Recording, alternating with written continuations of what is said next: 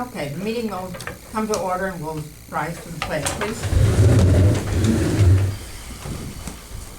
I pledge Allegiance to the flag of the United States of America and to the republic for which it stands, one nation, under God, indivisible, with liberty and justice for all.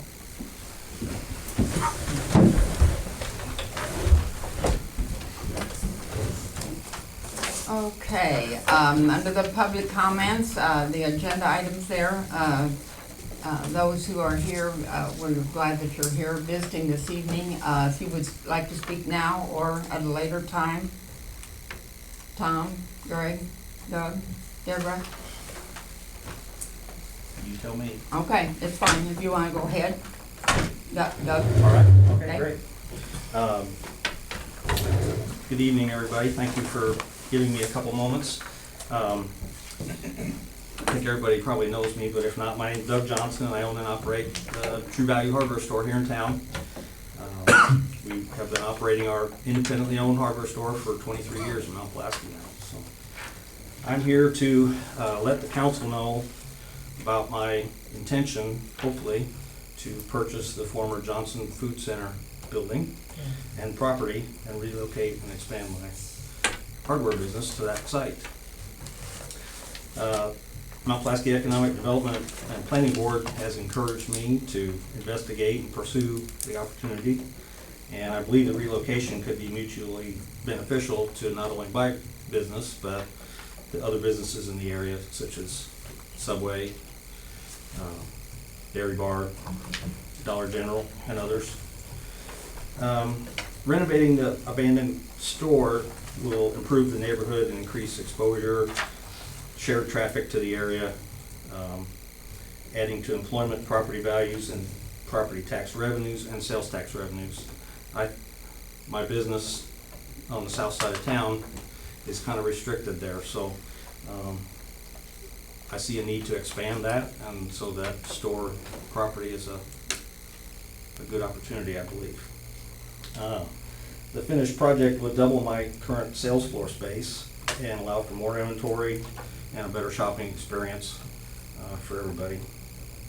I believe that the great location, increased inventory, and increased exposure will add greatly to the profitability and long-term viability of the hardware store for myself and whoever would happen to purchase it in the future. And I believe that success would be mutually beneficial to Mount Pulaski and its citizens, and helping make it a more attractive business center for this part of the county. The scope of the project will require significant investment, time and money, and the relocation and renovation project will include, we hope, removing the former pharmacy section of the building, and that would allow us to have a driveway directly to and from Route 121. The buildings are in disrepair, a little bit of wear and tear and some neglect over the past few years. So they're going to need a lot of upgrades, repairs, including a major one, which is the roof. I'll be making a large personal investment in this project and taking on significant debt to complete the relocation. So your support will be critical to the completion of this project. The site is located within the Mount Pulaski Business Tax District and within the Mount Pulaski TIF District. So I come to the council to ask if you would review my plan and determine if and what level of financial assistance may be provided by those TIF funds and the Business Tax District funds and the Mount Pulaski Economic Development Board. So my plan has been developed with the help of True Value Company and their store development staff. It's pretty elaborate. They do a good job for us. They've been supportive of this idea and encouraged me to move ahead with it. So I believe that the project could be very successful with the combined efforts of my staff, the True Value corporate folks, local financing, and the support of the City Council and Economic Development. And so I look forward to answering any questions in the future or this evening. And I thank you for your time. And I've got a copy of our business plan for the council. to give that to whoever would like to. Who would you be buying the building from? The building would be purchased from Doug and Patty Johnson from Illiopolis, the former owners. You get a discount for me? We're having the same name? No. They have actually reduced the price of the property due to its condition, in its distressed condition. I think it's a fair price for the property. I don't know if I missed it. Would you be taking over the grocery store and the pharmacy and the whole thing? The dividing line is right between the dollar store and the existing grocery store. It goes all the way out front to back from 121 to Chestnut Street, and then goes over to and includes the old doctor's office and the dairy bar, and follows that line straight perpendicular to Chestnut Street. So it would include those three parcels. And you said you'd get rid of the pharmacy building, right? Yeah, Potentially. the thought would be to, there's basically three sections of the building. Yeah. The third part being what was the most recently the pharmacy. And that would allow us to build a driveway directly out to 121 and still allow a little bit of room for maybe an outdoor garden center or something on that end of the building. Can't read your plan yet. Do you have anything planned for the old doctor's office then? Or is No, other than to maintain that building and try to rent it out to another business. And the same for the dairy bar. Try to keep that there. Yes, Rick. I'm here in support of Doug, and as you know, I've been a proponent of extending the TIF district in the past, and I think this adds credence to that request to continue down that path to extend the TIF district. I think this is a perfect tool for Doug and the city to help him with this project. I don't know how the timing will work out necessarily, but I think in reading the plan today that the types of help that he needs could be something that the TIF district could help with. So anything from acquiring the property to repairing the property to repairing a parking lot to upgrading the old doctor's office, these kind of things can be done. As I understand it in the plan, these funds could be used for that purpose. So I would encourage the council to consider going down that path and following up on extending the TIF. So I think it's a good tool for this, along with the economic development monies that might be available and the 1% sales tax that y'all been collecting. So I think that with all these potential revenue sources, it could give him some real assistance in making this happen. So that's my 2 cents. And here's the sign-in sheet for the guest speakers. I brought that from the front. So thank you for your time. I appreciate it. Okay. One more, sorry. What are you planning on selling the old building then? You keep it? What are you gonna do with it? My goal would be ideally to sell the old hardware store building to a new owner and reinvest that money into the new store.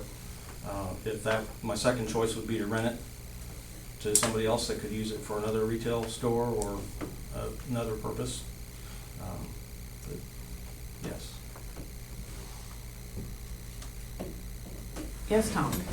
I'm here in support of Doug also. We've worked with the Johnsons from Illiopolis for the past couple years. As soon as the store became available, there's not a lot of choices, folks, as you well know. And we were hoping to keep it on the back burner for a while because we had so many other things going on. But then we started getting indications that people were looking at it just to store, not to develop a business, but to put storage in it and this and that. And we've all seen that happen in the town square over the last 20 to 30 years. And it's exactly the thing that we don't need. And so we reached out to Doug about 6 months ago, so know that this has been going on for a long time. A lot of dialogues happened. Doug's worked with the True Value Corporate for about the past 6 months. We brought in our architect who's been working with us on the town square renovation and other. They've come in, they've looked at the building. Doug's had them come in 2 or 3 times to help him evaluate the building. So this has been an ongoing process. Matt and Tim have been in our meetings, and Doug has been in several meetings of the Economic Development Board. So we've been talking about this. And we've always let Doug try and get down the path so far until he says, no, it isn't gonna work for me, or yes, it is, all right? He's here tonight because he's at that point in time where he's ready to move forward. And what I wanna be able to ask the council is, and I know Tim and Matt have given us indications of what could happen with the TIF monies and SNAP. We're to the point to where we need to move forward. Doug needs to know what kind of support the council's willing to give. The Economic Development Board is waiting to hear what the council can do from the TIF end of it, and then where we can come in and put additional monies in. Because of the situation we're in with the monies, it really encourages Doug to be able to move forward on something like this. He probably wouldn't be able to do it on his own because the building is old. And what I'm gonna tell you is we've all seen the people who've lived here, all our old buildings. If we don't take advantage of someone who really has the heart in our community, and Doug does have that, to move forward and create a business that's gonna be here for the next 20, 30 years, that's really exciting to me. The other thing is, every seminar, every workshop I go to on behalf of this community, since I've become on economic development, is they all talk about, don't try and bring businesses in from outside. Encourage your local businesses already here and help support them, because those are the people who have the passion for your community. It's another perfect example of it, and I mean, to get this far down the path with Doug, I'm really excited, because I had to really step back from not pushing him real hard forward. So he's gotten there on his own, which is great, because I think the numbers work for him.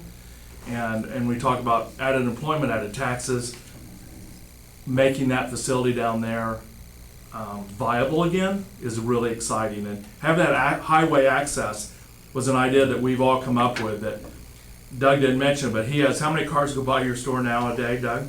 Maybe 150 or 200. Right. So we're talking about 3,000 cars a day going by that business and pulling them. It's not just pulling them into True Value Hardware, it's pulling them into Mount Pulaski. I've watched what Casey's has done, and that's what's convinced me. It's amazing. I pull in there, and I don't know anybody that's in there, and it's all money coming off the highway.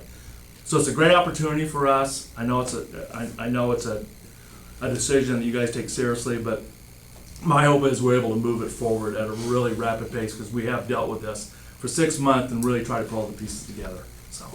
Okay, thank you. Yep. Okay, any other council members have any comments or questions, or? I'm in favor of this. Obviously, I've been working on extending the TIF, and like Rick said, it fits in perfectly with the plan. And, you know, the only thing I think we can do now is give you a verbal commitment. I don't know exactly what you were expecting tonight, since we don't have the extension done, and there'll be limited funds until the current TIF runs out, so. I understand that, and I mostly just wanted to get everybody up to speed and let everybody know I gave a copy of the plan to, So, you guys can share that and copy whatever you need to do in there. There's lots of information in there, it's very detailed. So I gave you the 10-minute version of a 30-minute read, so please dig into that and, you know. and it's a full market analysis, if I remember correctly. It's got quite a bit of information, and I didn't put, there's a few things that were just kind of, you know, very, you know, broad and non-descriptive, not directly applying to probably your decision, but I'm open to questions if you guys need to just, obviously you need to try to study this a little bit, and I'm happy to come back and give you more details as necessary. Okay, are we working on a deadline for you, or? No, the Johnsons from Illiopolis would like to get the building sold before the end of the year. They'd like Okay. to be done with it before the end of the year for their Right. accounting and tax purposes. You know, we've been talking for a while, you know, of course they're anxious, but other than that, there's no deadline per se. I know we have, I don't know, a sizable amount of TIF money left, and I'm totally on board, whether we go through the extension or not. I think it's a great idea. And as far as like the business district funds, I've always been of the opinion the advisory board is there to figure out, they know better than I do, like how what different things are needing money and what's a fair amount, so, anything the advisory board recommends, I'm gonna be in favor of.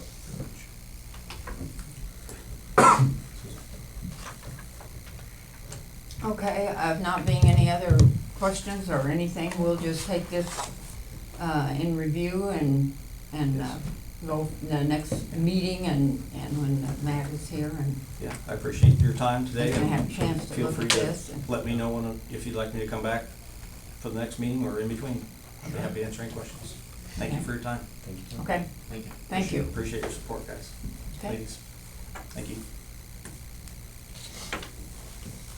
Okay, see, Tom, you were here supporting, and also Rick, you were here in support of Doug, right.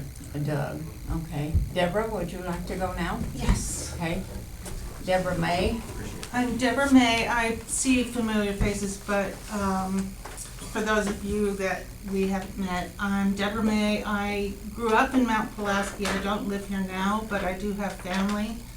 And I do have a property up on the square here, 106, which is where Salt Creek Attic is.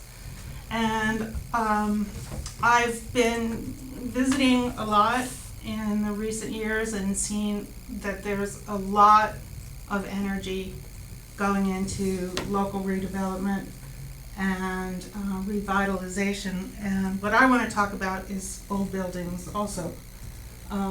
My interest is historic preservation, and I would like to start a discussion about bringing historic preservation to this community and perhaps getting some local preservation ordinances, or a ordinance on the books. And in doing this, you create a historic preservation commission, which can then review changes to existing buildings. It can survey and designate local landmarks or historic district. My interest, of course, is on the square. I think that it's a good candidate for a historic district. It has a lot of its own history in association, of course, with the courthouse, but as this town center as well. There's a lot of history here, and I brought some maps from 1893 that show the various businesses on the square and throughout the town. Why I believe that preservation is so important is that it's one of the greatest assets of the community are these historic buildings and the way that they represent a sense of place and a sense of community and the history of the town, really. So the first question I have is whether there are already any planning documents or an ordinance to do with historic preservation here in the city of Mount Pulaski, to your knowledge. Offhand, I do not, I would have to search through the ordinance book. Then the question becomes whether the city council or the community at large has an interest in preserving historic buildings here in town. And I believe that the answer to that question is yes.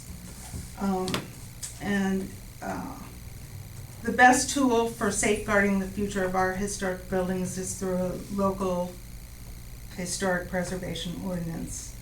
As I said, it outlines a process for surveying and designating historic places or districts. It creates a historic preservation commission, provides for review of proposed alterations to designated properties, includes provisions for owner's maintenance of designated property with consequences for neglect or demolition. But an ordinance can also include incentives for property owners, such as zoning variances, tax breaks, grants or low-interest loans. And I know there's a lot going on in town. It's not just the city that would be necessarily responsible for all of those things.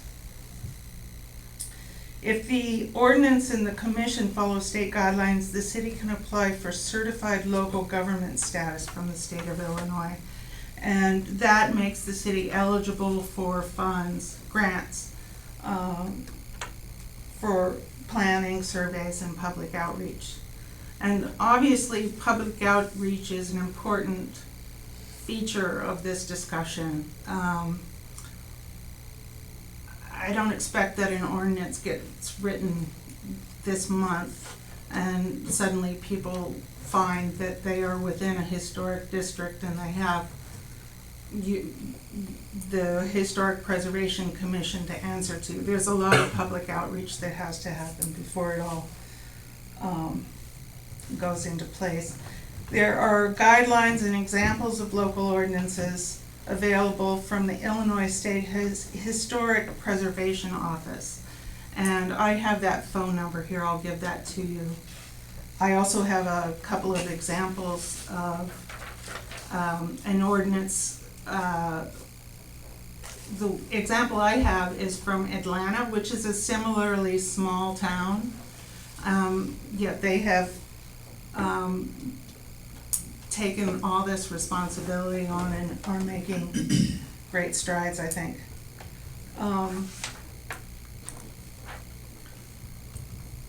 There are pros and cons, I know. It's additional work, naturally, as everything is. There may be a financial burden.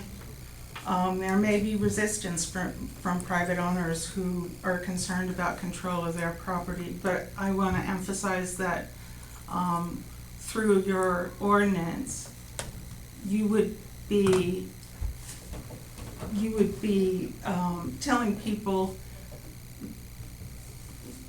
you would be allowing most alterations if the historic nature of the property is preserved. It's not a halt on changes, it's not a halt on alterations, it's just a oversight of alterations. And the pros of creating a historic district or landmarks is that it controls new development, so that you don't get a McDonald's uptown, which I don't think is gonna happen, but you never know. It stabilizes or increases property values when these districts are established. And it protects historic properties and preserves a sense of place and community. So I don't know if I'm too early or too late or in time with this idea, because I know there's a lot going on. And I just hope that some of these concepts are appropriate for the time, and that preservation can be part of Mount Pulaski's revitalization. And I have some handouts here, which I will give to you, but I didn't bring enough for everybody, so I will give you this loose leaf package of miscellaneous papers. Okay. Which includes 10 steps to establish a historic district, some miscellaneous Okay, and the information. phone number is here that, I will get that to you in Okay. 1 second. okay. And I also have a sheet here with my name and information in case you have any questions from me Okay, coming up in the future. okay. So I just want to thank everybody for taking the time to listen. And any questions? Anyone have any questions for Deborah, or? And like, your vision of this ordinance, what's the biggest thing that you'd like to see done? I'm really enthusiastic about the idea of a historic district for the town square. So they're just being a historic district, like is your, I wouldn't necessarily say, I think it depends on what the community wants. That's an interest of mine because I have a property on the square. And, you know, I would like to see that square maintain its buildings, and I feel like they're at risk, there's neglect, things are happening. But there would also be a process for nominating or surveying the city, nominating other local landmarks. Let's say you have a log cabin that's been here since, you know, I don't know what's still in town. It's likely that you would need an architectural historian to help with that survey.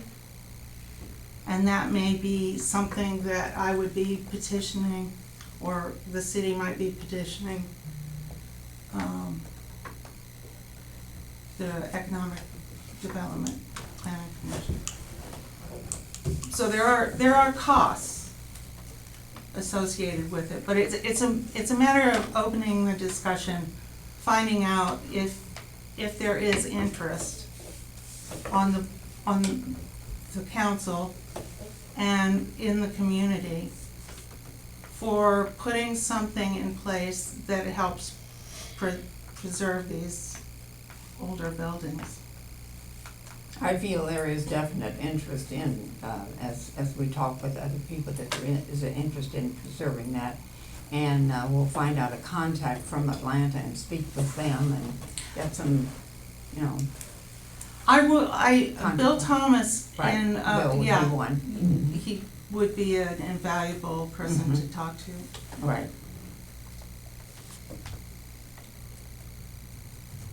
To me, it's kind of a balance between historical preservation and making it a place for investment and development. You know, that's something we've talked on the board, that trying to maintain the character here, but attract businesses, because we're not necessarily booming over with. I think that they can go hand in hand. Yes. I do. I think that, you know, renovating a building so that it's suitable for a new business is something that can happen within the context of historic preservation ordinances and reviews, and all that stuff can happen. And there seems to be a lot of evidence that once you start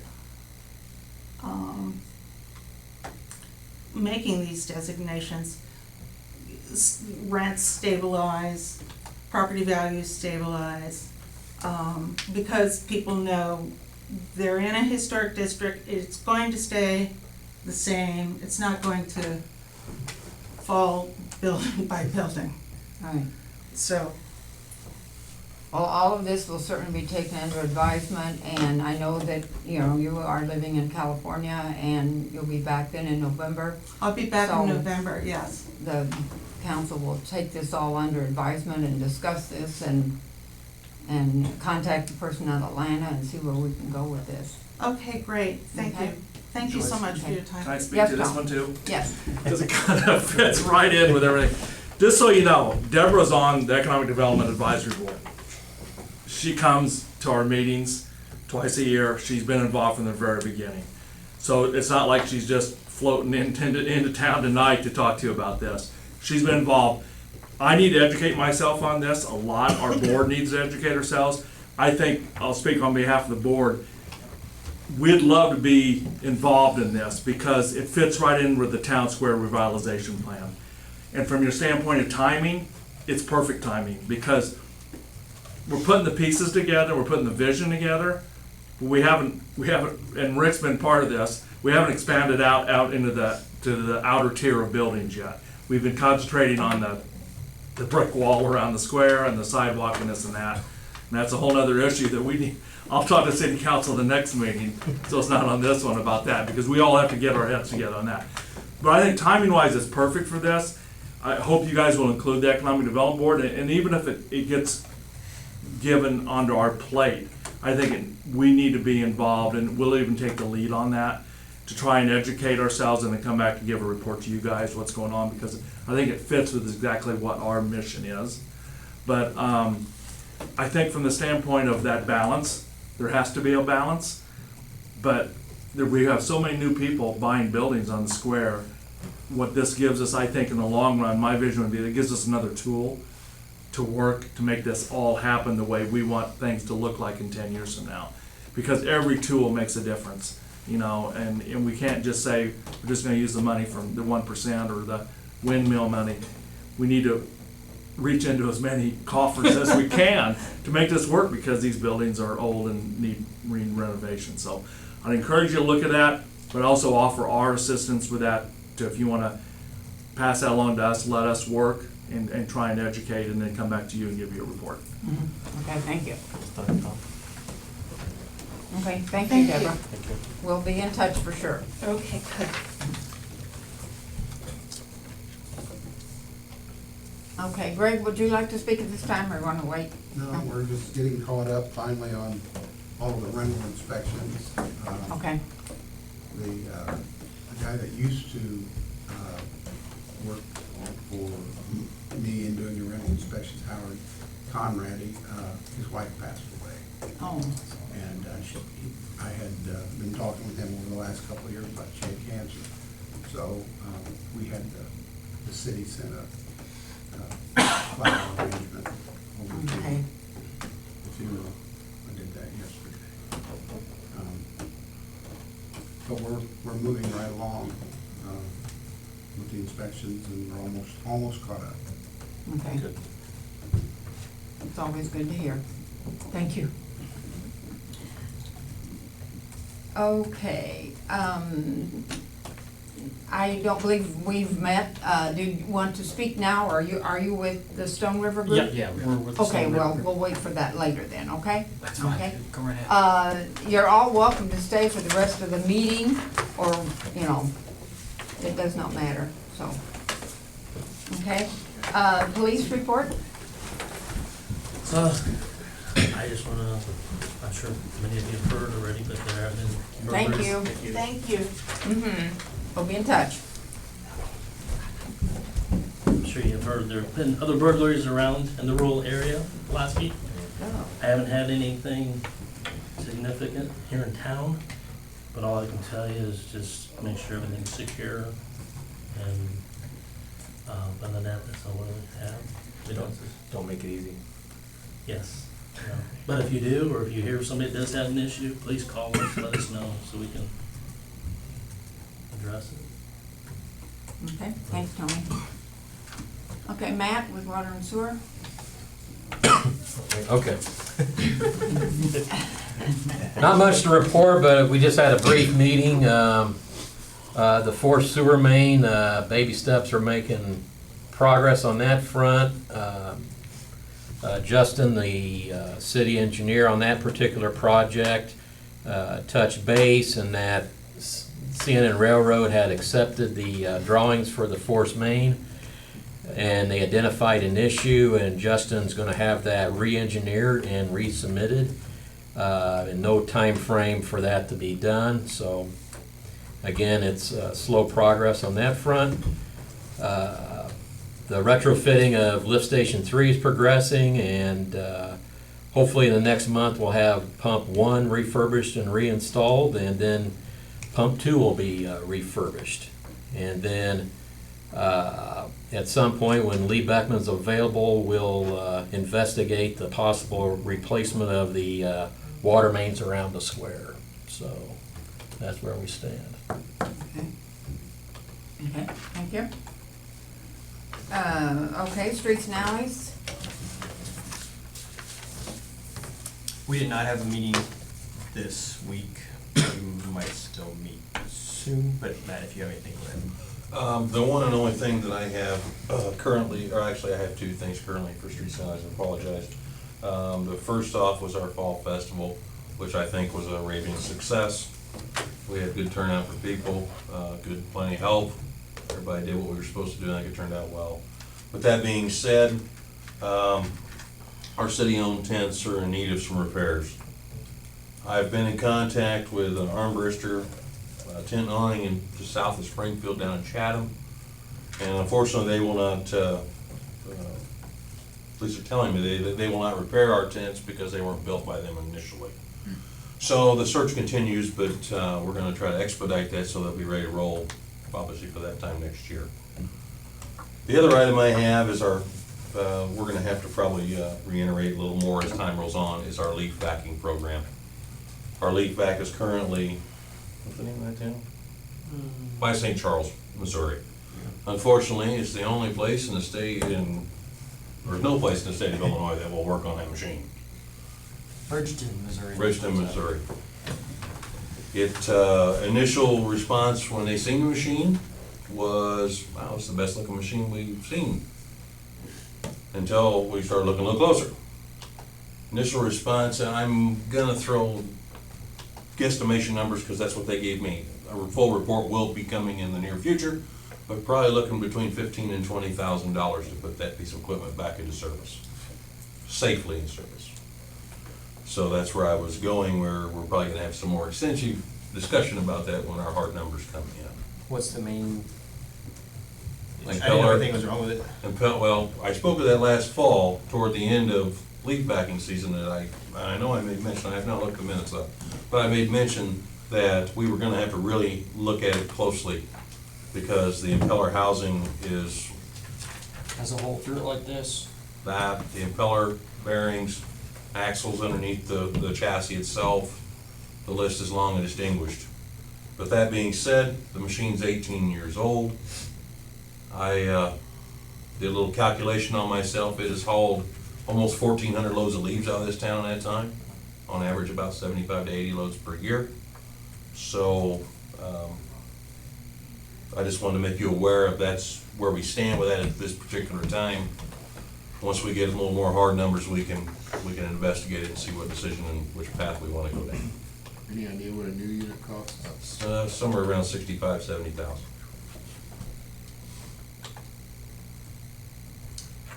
Going back to the tents, now, I understand that the tents, searched that out a little bit. Those tents were bought by the city in 2003. And then there was money that was set aside in a special account at INB Bank, and then rental that was charged for the tents then was to go back into a fund.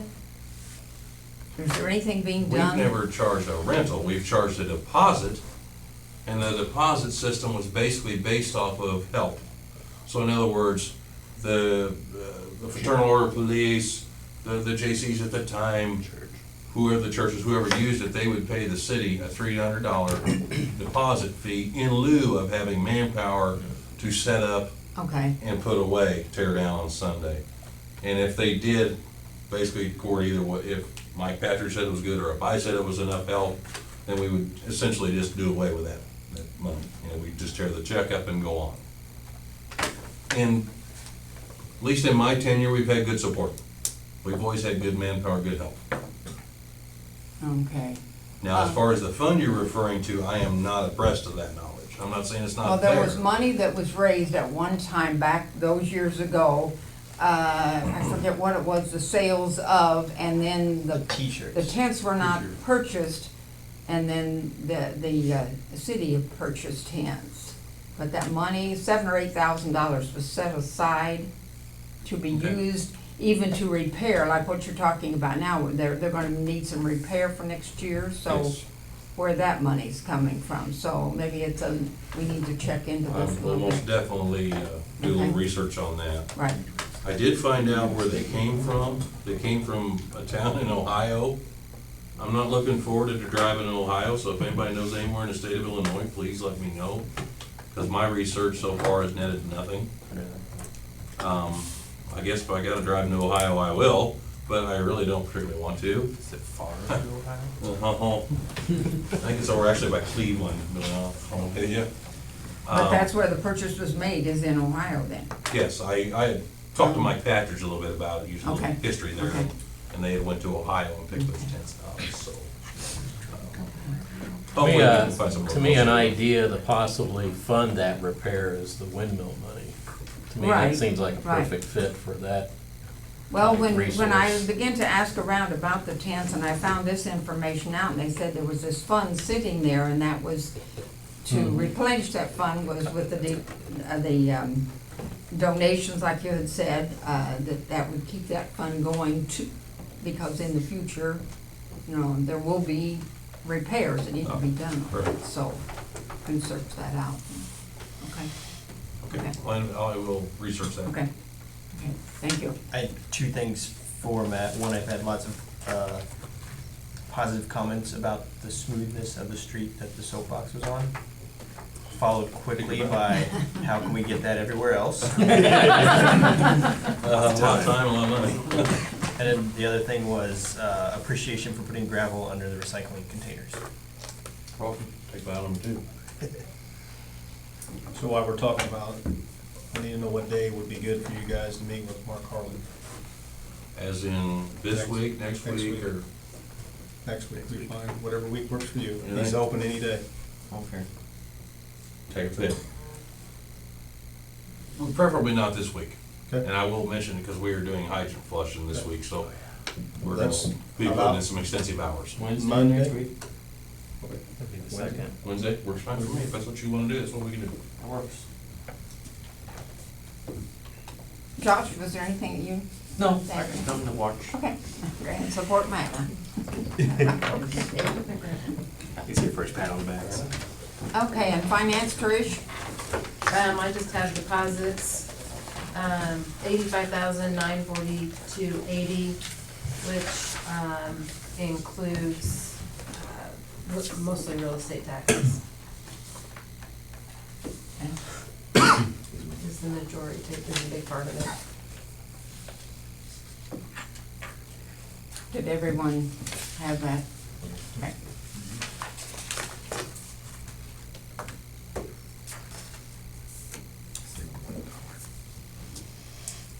Okay, under the non-agenda items, the Stone River Group, would you like to speak with us now?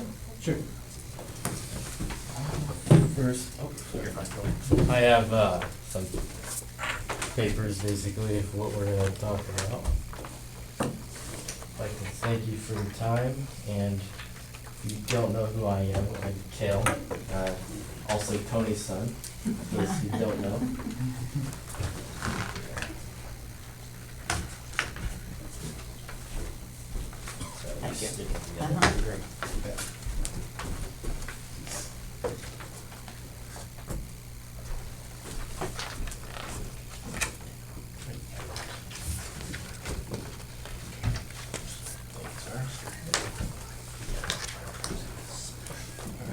Everybody get one of each?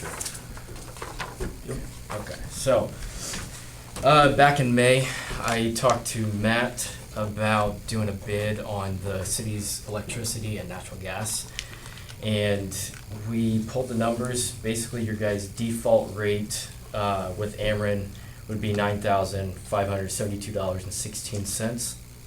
You're with currently AP or AEP, and you pay annually $8,733.91. Sign up with the Stone River Group because we have multiple different groups that we can bulk you into. We'd be saving an annual $210.48 on the electricity side. That's basically, that's with a 12-year term, and then shows, that's the best saving one, basically. Supplier number one, 12-month term. And then on the natural gas side, on the other sheet, we have, currently there was no contract with any other broker, so your guys' default with Ameren was $3,483.99, and signing up with us would save you right away $429.63 with an additional $433.62 a year, so it turns out to be about $850 a year, roughly. This is just for the city-owned accounts. This is not like an Yes, aggregation. the 15 city-owned accounts, And that was something we were gonna mention about the muni ag.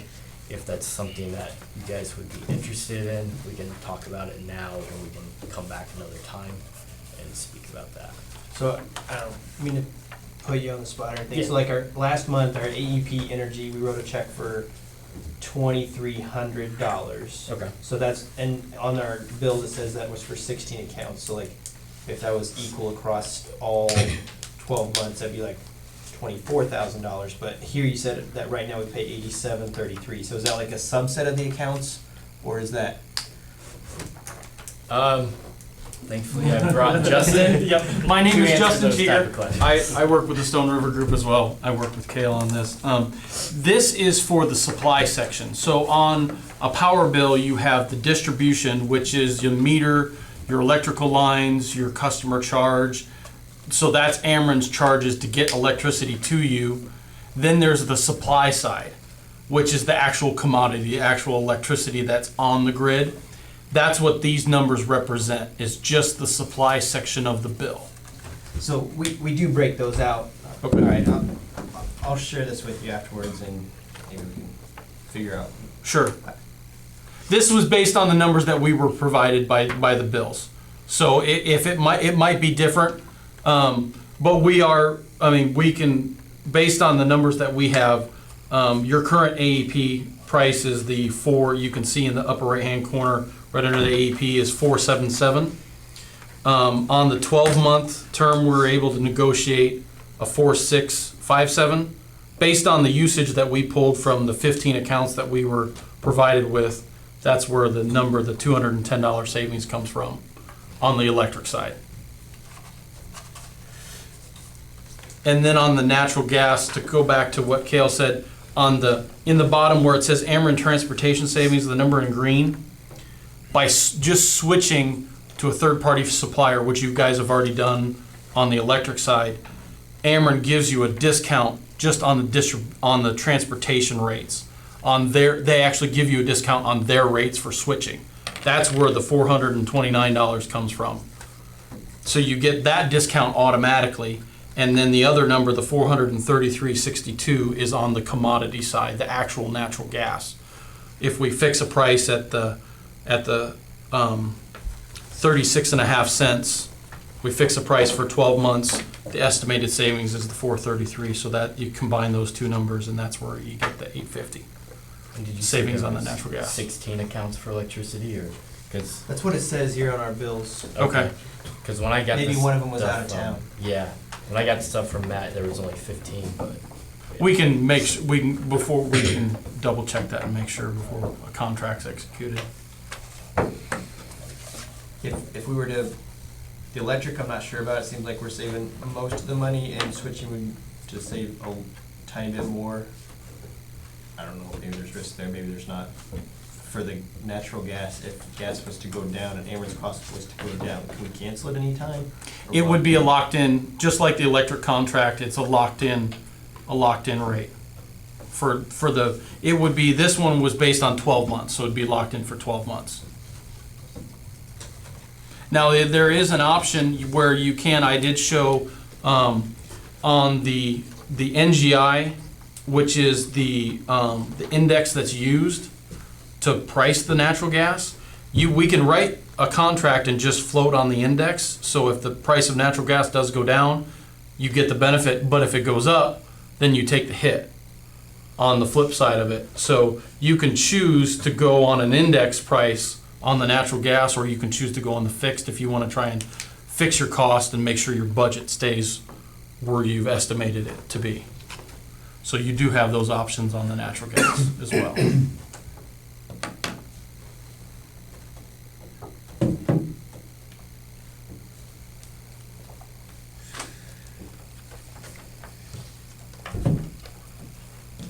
Is there a time slot? Well, here? your current contract expires December of 19, so December of this year.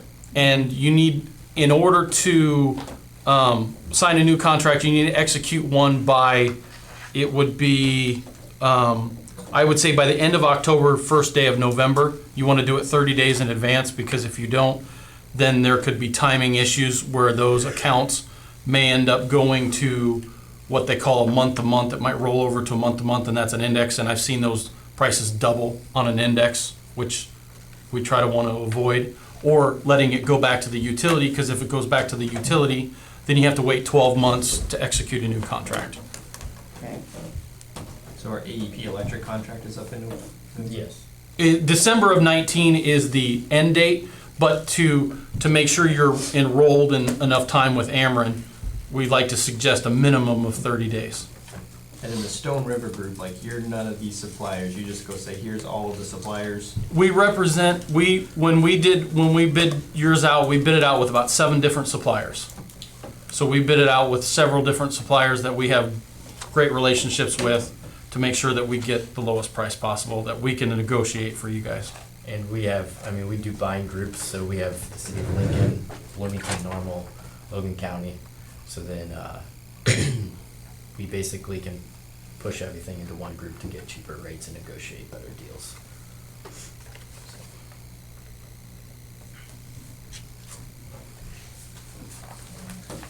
Any other questions?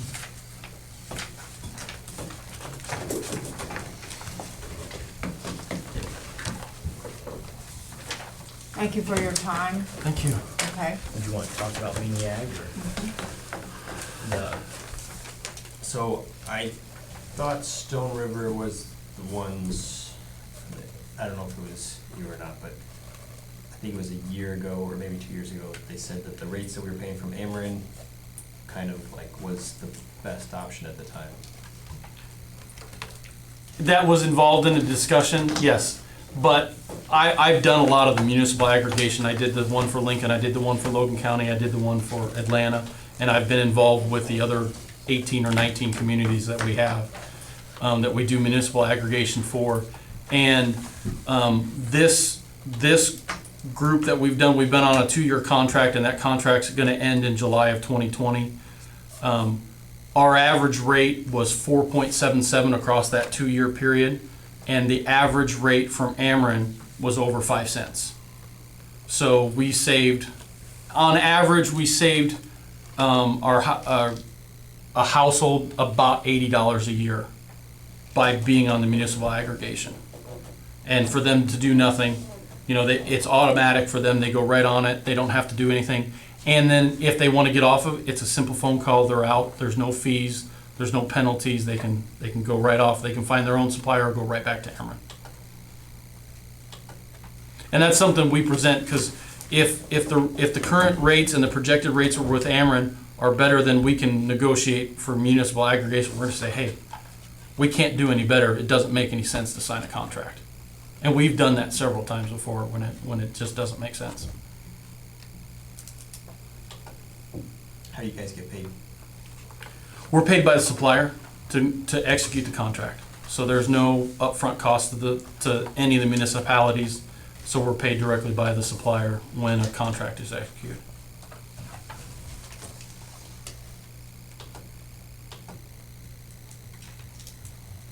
Any other questions? Did you want us to stick around so we go over the numbers? I'd be happy to. I'm more than happy to.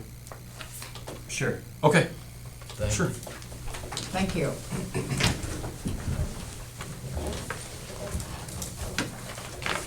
Okay, we need a motion to approve the consent agenda. Do I hear a motion?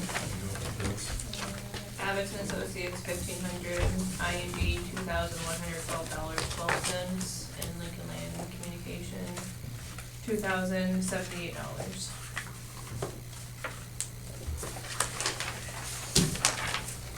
Motion to approve.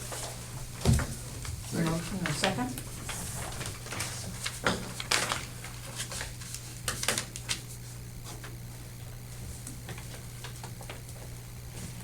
A second.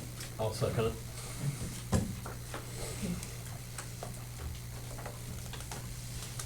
Okay, we are to the miscellaneous, and that is to, Do we need to vote on that? oh, yes, we should, yes.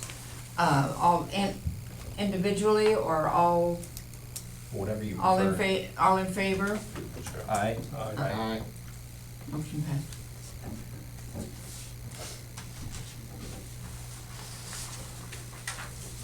Okay, the discussion of the marijuana ordinance.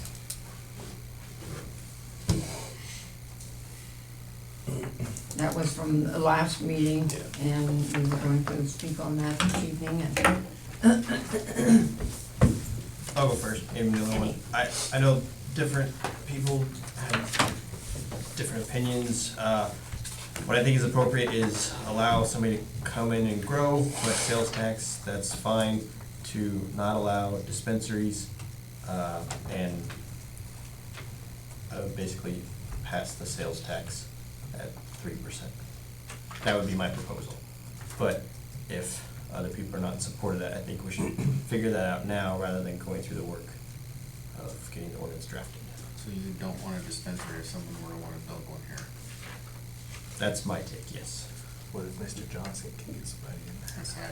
I would disagree with that. I'm not against a dispensary of a decent, I wouldn't want like a Walmart-sized dispensary, but like, Your I opinion think is just valid. I think the town population would delegate what size dispensary would ever be put up, if ever one would be put up.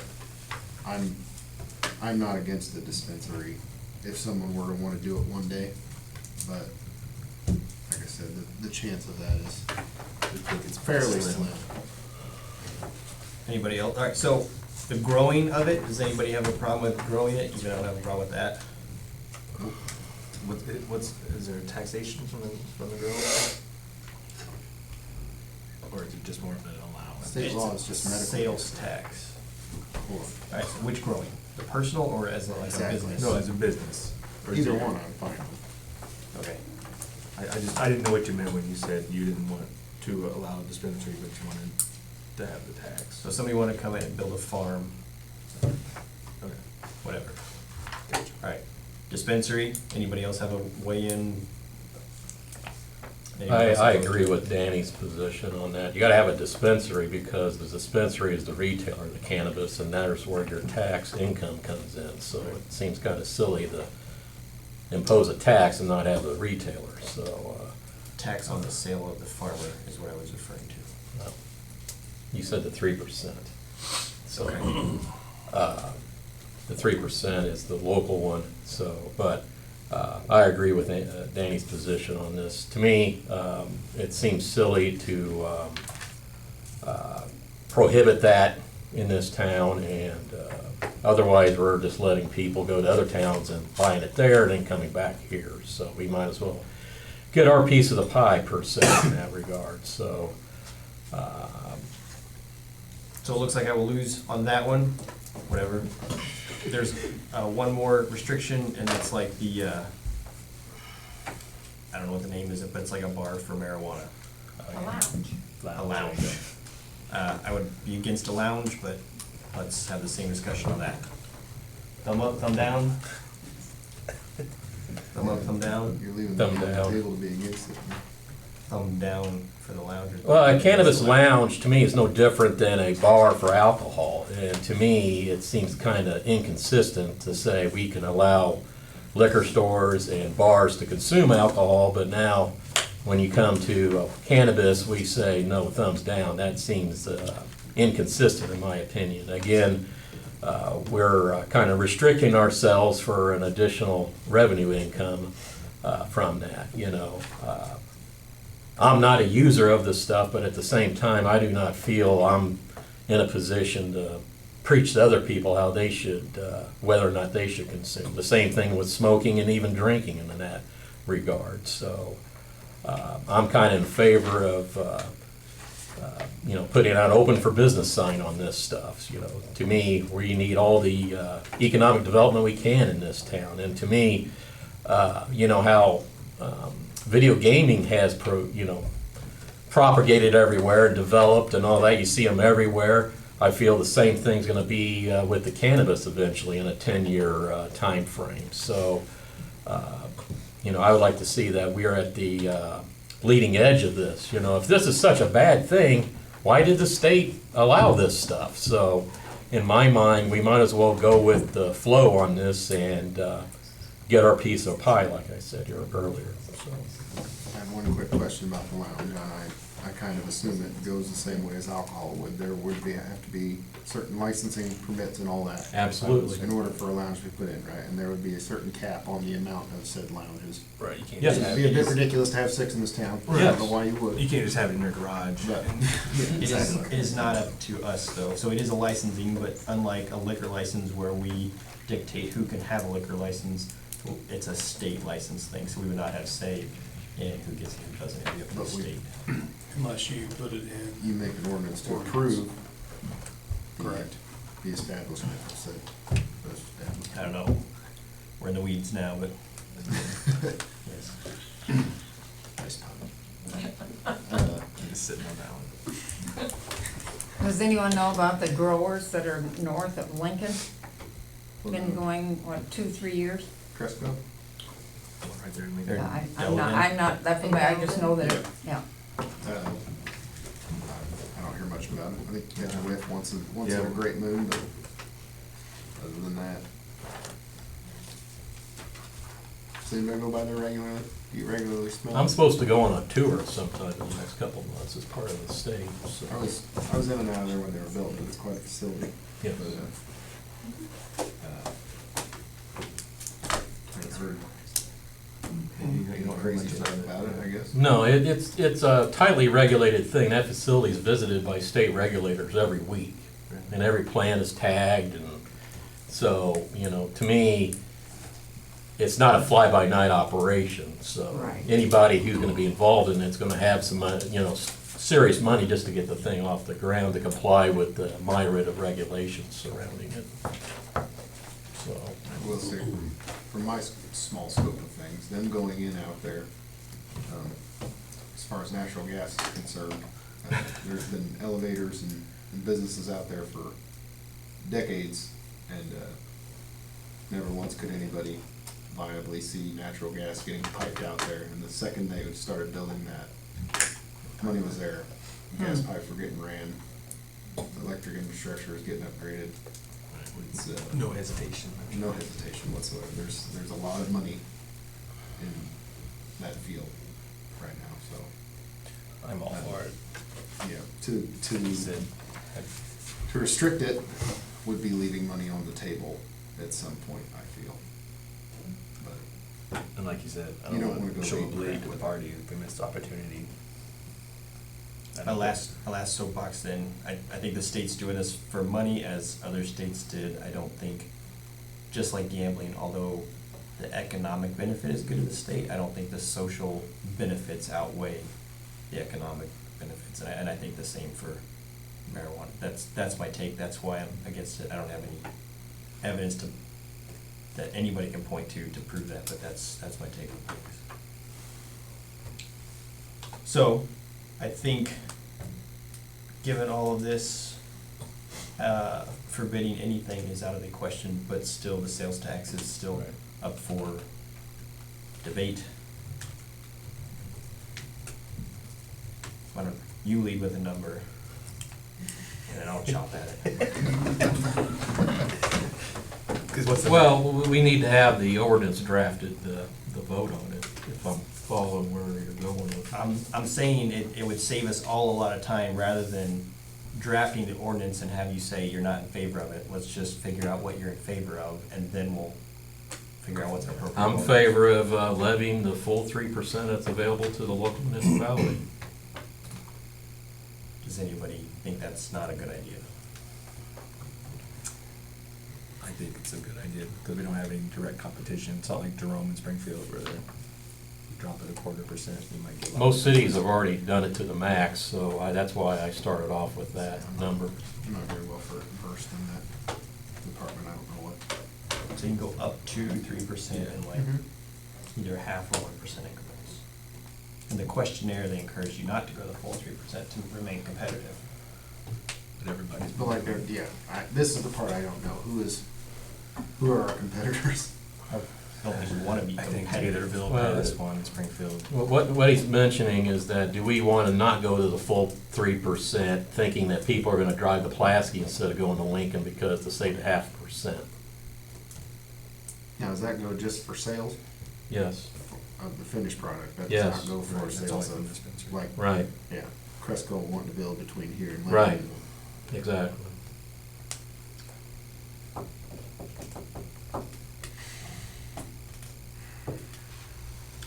I'll Okay. step back on that one. Okay, so, do we want to go ahead and have someone, drafting up an ordinance to this liking, as growers or dispensaries both? What are your? Well, we would just ask Jordan to draw that up for us, Right. if I'm thinking straight.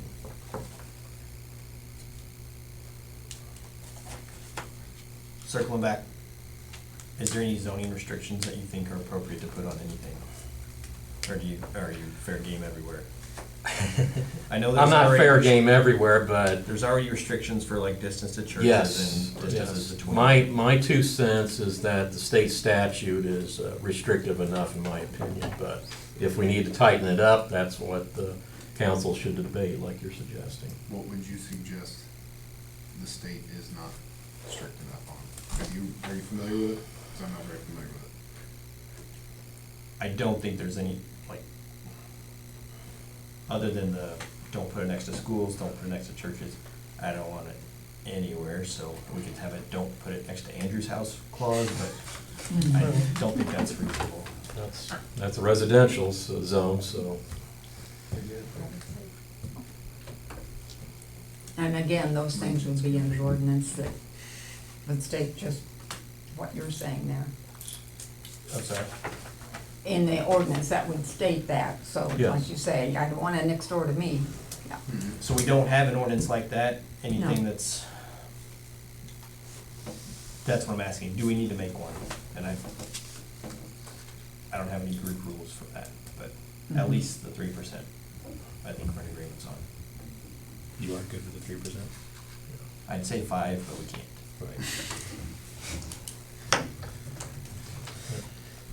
To me, our zoning, we have already got designated commercial areas, and in my mind, those areas are reasonable. So, in the state statute's already got 1,500 feet. To me, that seems reasonable, but again, that's just my 2 cents, so. You know, by the same token, I don't think we want a bar next to the school or the church, or a strip club next to the church, you know, so. Do we want it next to the dairy bar? Might be a good combination. Maybe it'd help its business, I don't know. Put a lounge in there too. Sorry. Okay, until we look into an ordinance of such, and do, any further discussions along these lines, or? I think we should add it to the next agenda. I will contact Jordan about drafting up something for the 3%. Maybe there's more questions that we need something to flesh out there, but let's get it started. Okay.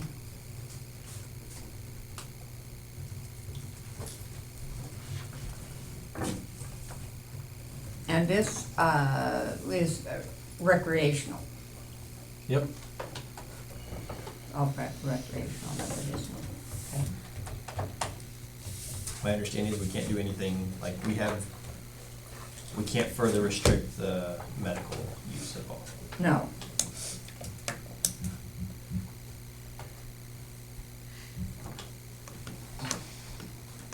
Okay, until further time and the ordinance go, and then we will table that until that time.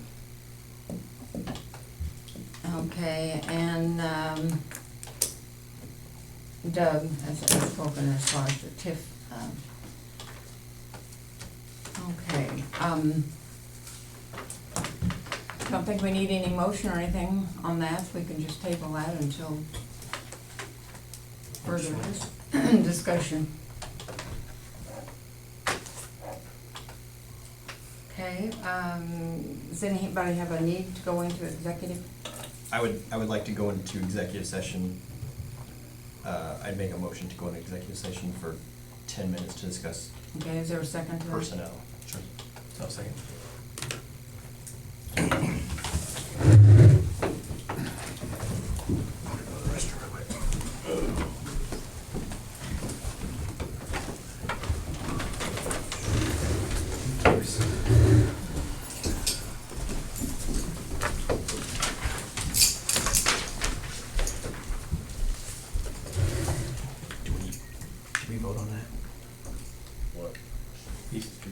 Yeah, I think we're good. I think we're good. Yay. Yeah.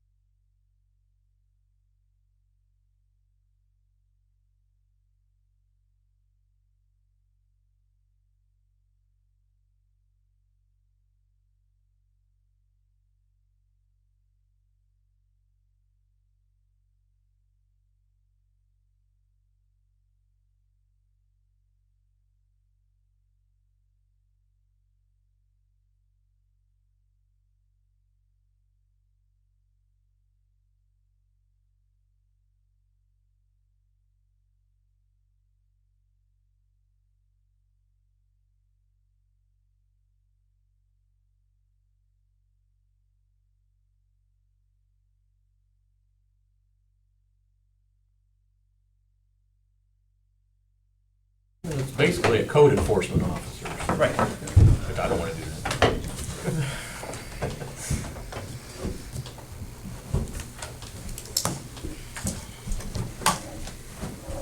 Okay, does anyone else have any other business at this time that needs to be brought forth?